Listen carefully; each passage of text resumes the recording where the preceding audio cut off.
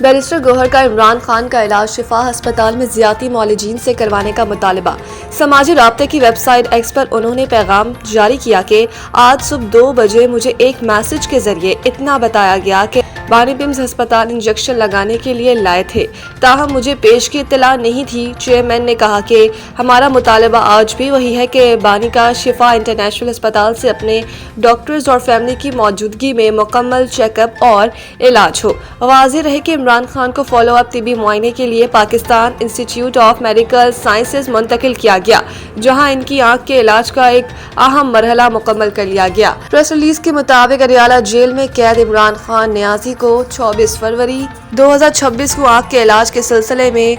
Anti VEGF intra ویٹرل injection کی دوسری خوراک لگانے کے لیے ہسپتال لایا گیا۔